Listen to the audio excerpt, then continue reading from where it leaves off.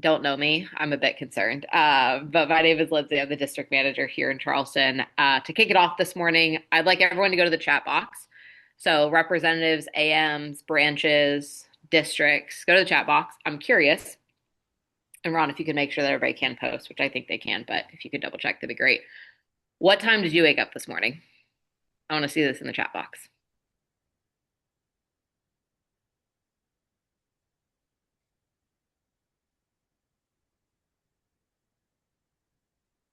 All right, we got an 8, a 6.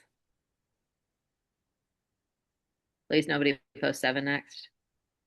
These are strong times. 7:30-ish. Okay, emphasis on the ish. In 8:05. Okay, very solid. Right on the dot.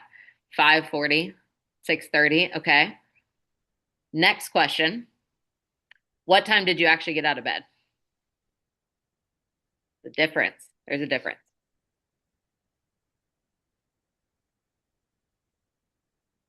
All right, I see some of you a couple minutes later. Some of you spent some time on Instagram this morning. Very nice. Maybe TikTok. Maybe that's your go-to. Spent some time just sitting there, be like, man, there could be another alarm. I could go back to sleep. So I could, I'm sure I could tie it in, but really I wanted to kick it off and ask this because the summer starts now. It's already started. A lot of us would argue that it started a month, 2 months, 3 months ago in the preparation here. But if you are not showing up your best every single day, it's really hard then when you go into a presentation to expect the best of your customers. So I share this with all of you because yes, it is important to get up to get the day going. I'm not going to say you need to wake up at 5, 5:30, 6, 6:30. Here's something I would put down in your notes for all of you here. What time do you need to wake up to get everything done on your to-do list? Because here's the thing. Cassie, if you can wake up at 8 and you still hit your PR number and you hit the number of people that you need to accept and you hit your demo goal, if you hit all of these things, wake up at 8. But the key is if you are not getting everything done, you might want to check in a little bit on is my morning routine and is my evening routine actually allowing me to accomplish everything I want on the day? So that's my challenge for all of you here. Now, going into referrals, I'm going to keep this into 3 main parts here. I'm going to focus first and foremost on you, a little bit on your habits, but also how you show up to a presentation.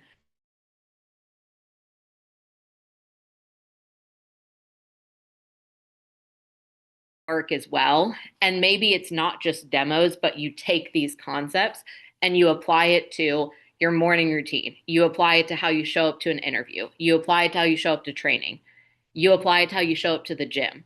So these are going to be things that, yes, are Cutco specific, but my goal is that all of you can take some of these keys that I'm going to talk about and apply that to other avenues of your life. So the first thing I want to talk about this morning when it comes to getting referrals is not the script. It's not the phone calls. It's not anything to do with the demo itself. It is you as a person. So I'm going to ask a couple of questions. This is not going to be a share. This is not going to be a call out. So I would like you to answer this honestly in your notes. Think about how you approach showing up to a presentation. On a scale of 1 to 10, I would like each of you to rank yourself in your notes. Would you recommend yourself? Scale of 1 to 10. How confident are you that you show up and you give the best possible demo, the best experience to your customers? I think about that running my office and how do I show up for an interview? Because there are times where I show up to an interview and I'm really excited because I personally called the PR and I set them for an interview and I'm fired up to run it. But I'll be honest with all of you, there's also times where I show up to an interview and I'm not as fired up. And I have to check myself, just like when I go to a customer's house, just like when I hop on a Zoom call, am I intentionally excited with this customer? And am I treating them like they could spend $1 million with me? Like they're going to be my next 10K fast starter? Like they're going to be my next team builder that hits the trip because they have 10 friends start the job. And so that's the first thing is, yes, I can talk about, Ron can talk about, Haley can talk about, Tiana, Trent, we can all talk about how great recs are. And we can say, read the script, Catherine, read the script. But it doesn't actually matter if you show up and you give a half-assed demo. Because if they don't want to recommend you to people, you're not going to get the referrals, even if you can read the script in your sleep. So making sure that you're delivering the absolute best to every single activity in the day. Okay, the second thing I want to talk about is the actual script. So this will tie in a little bit to my third comment, which is going to be quantity and then quality. I'm going to talk about that concept here a little bit. But I do want to talk about the script. Now, who on here has heard memorize the referral script or memorize the rec script? Okay, great. Who here feels confident that if I had you unmute, you could read it word for word 100% and no, you cannot pull up a practice demo and read it to me? I will know. Here. Carter, you want to give it a go? Sure. Let's do it. What? Let's do it. All right. Referral script. Okay. You ready? I'm ready. Okay. Hey, hey, Lindsay, how'd you like the demo? Oh, Carter, you did great. There we go. I did great, you said? I'm sorry you cut out. Of course. You did excellent. It was fantastic. Awesome. Well, I'm happy to hear that one last part here that helps me out a ton because I'm only allowed to show cut code to people that I'm personally recommended to is right here. If you go back up on your app and you go finish up that part of Pause, the pause, pause, review pause, pause, pause, here, pause, pause, pause. Hold let on. me know Time out, what. time out, time out, time out, time out. Time out. Let's see it. Good start. And there's already a couple words that I heard. I was like, that's different. Okay, Mm, okay. I know. Gotcha. Also, your signal was a little bit rocky. So I was like, just in case, I'm going to pause you here. So Yes, ma'am. now here's the thing. I'm confident, Carter, that you have personalized the script a little bit to add maybe some examples, some testimonials. You might make it your own. And the reason I pick on you is I know that you are good at getting referrals. And you've been doing this for how long now? How long About have to you be been a year. About to be a Mm. year. And there's still a couple words that are like, hey, you missed this part, or Right. this was a little bit different. Now, that doesn't mean that you're not going to deliver a great referral script and you're not going to give an effective one and you're not confident.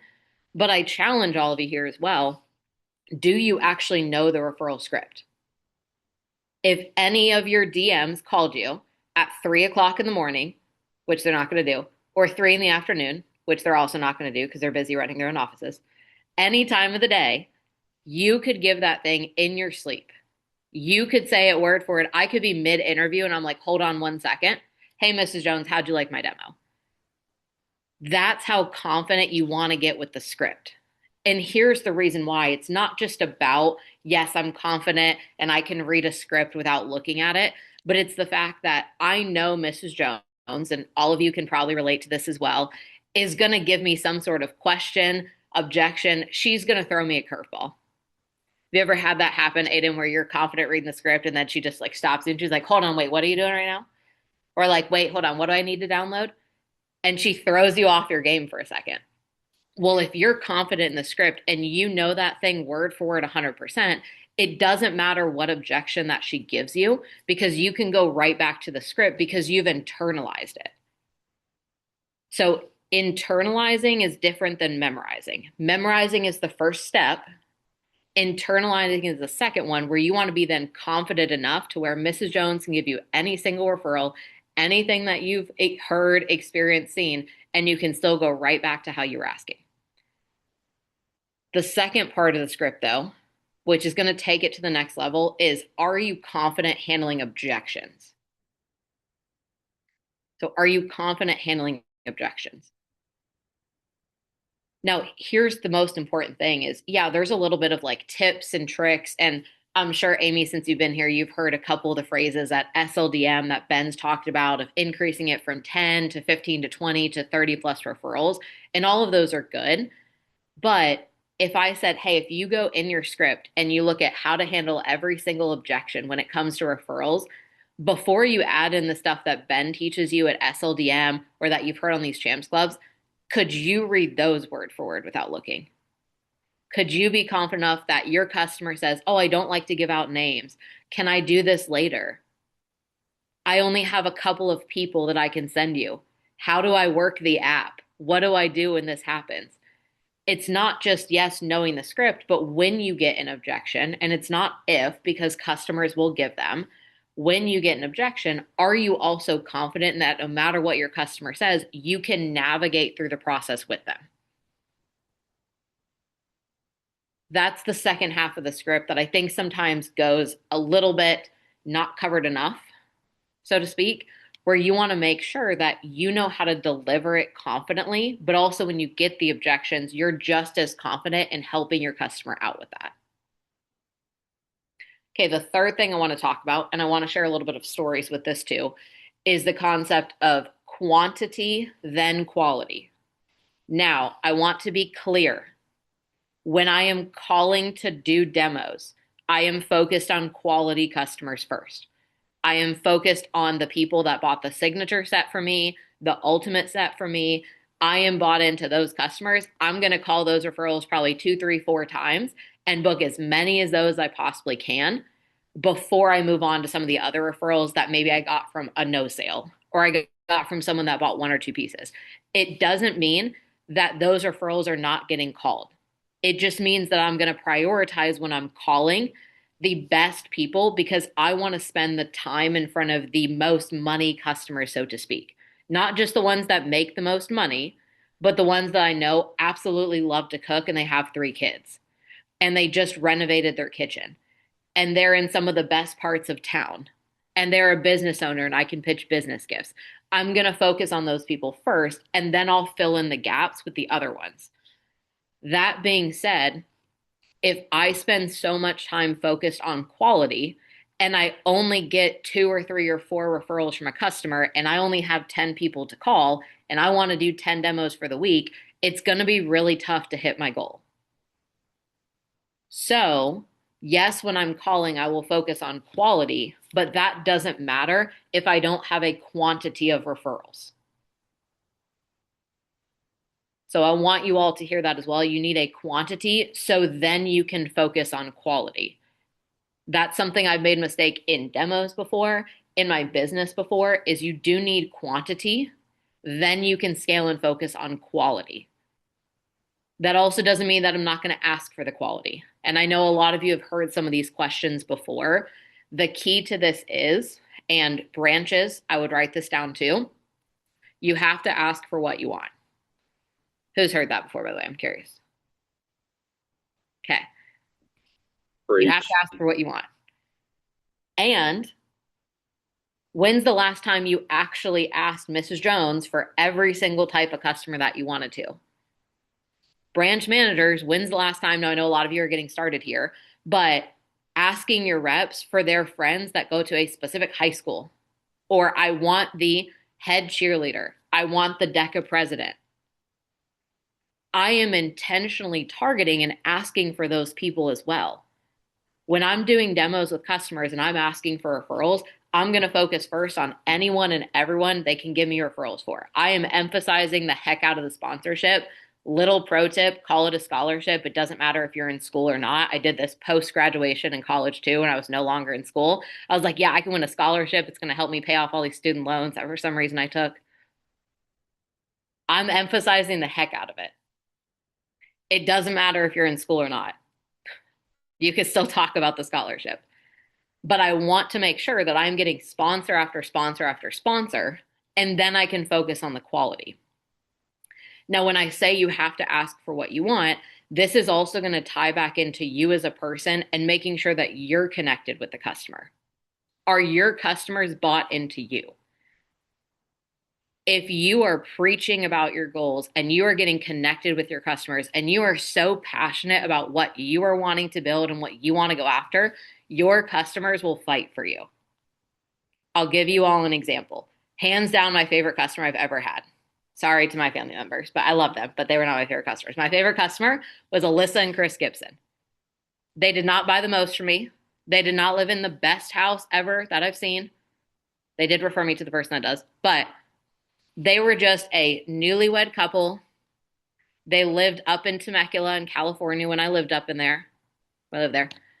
It took me an hour and a half to get to their house. Let me say that. I did an in-person demo. It took me an hour and a half to get to their house. They bought a custom galley set. It was nothing crazy. Why were they my favorite customer? Two reasons. Number one, we just built so much rapport that it was just one of the most fun demos I've ever done in my life. We were cracking jokes. We were having fun. I'm pretty sure at some point they offered me wine. It's like, this is a great time. And they also referred me to a group of friends that to date is the best referral group I've ever been in. Because Alyssa and Chris recommended me to Kenny and Darcy. Kenny and Darcy had one of the biggest dogs I've ever seen. So cute. Love them.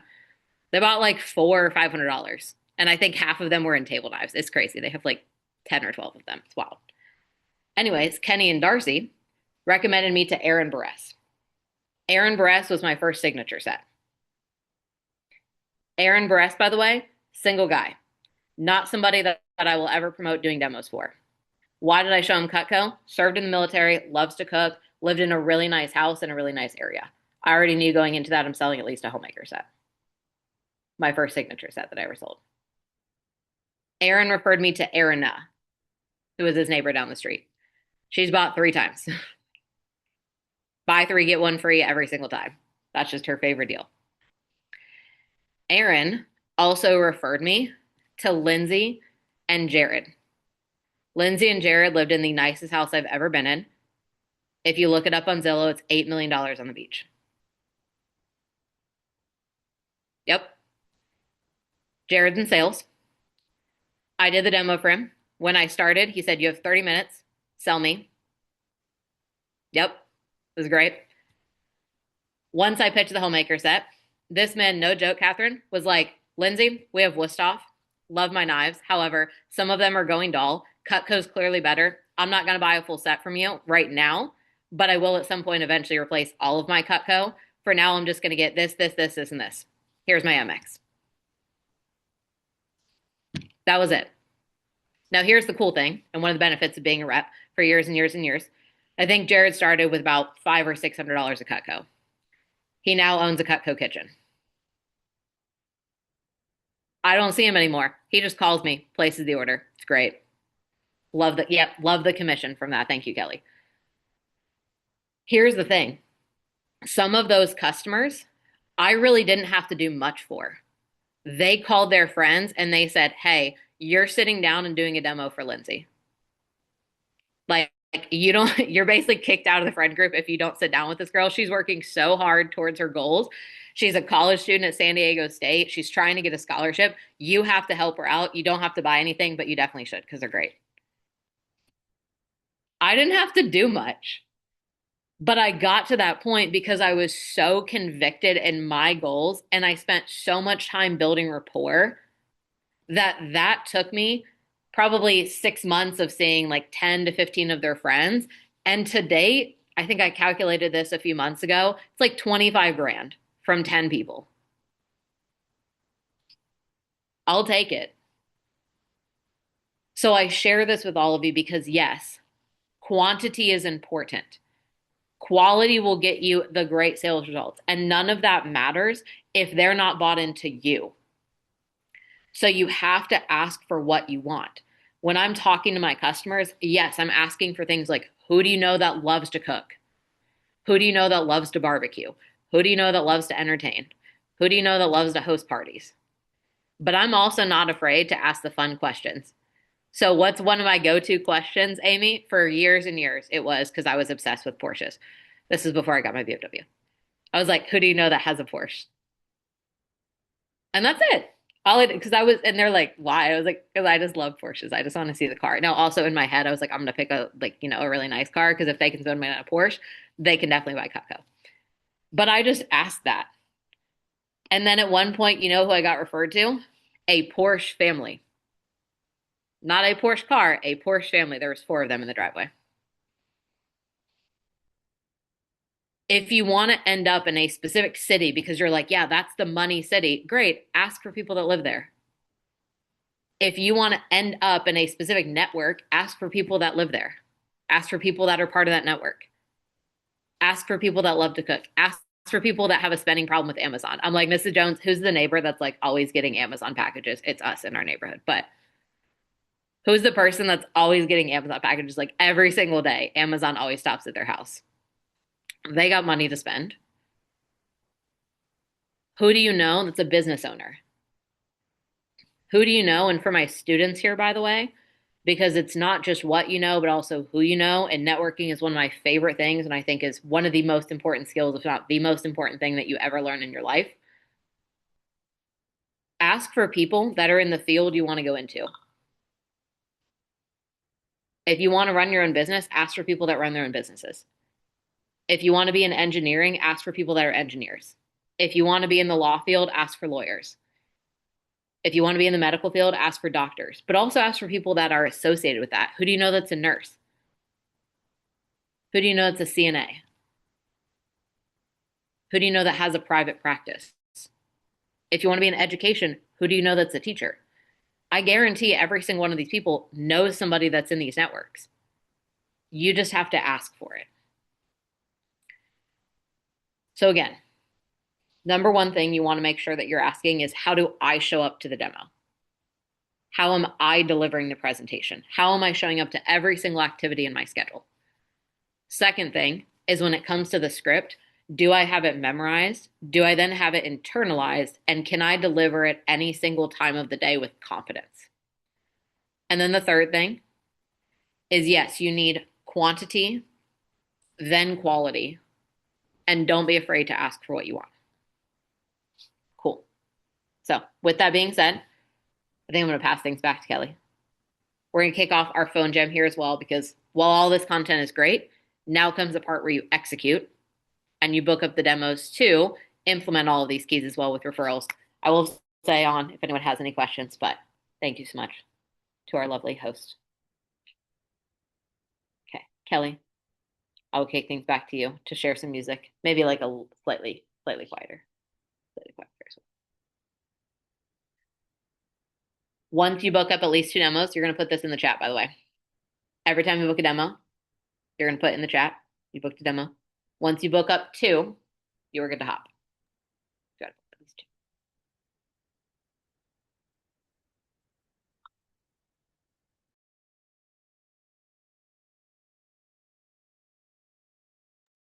I think Ron's on the phone, but if he could stop the recording too at some point, that'd be great if he has.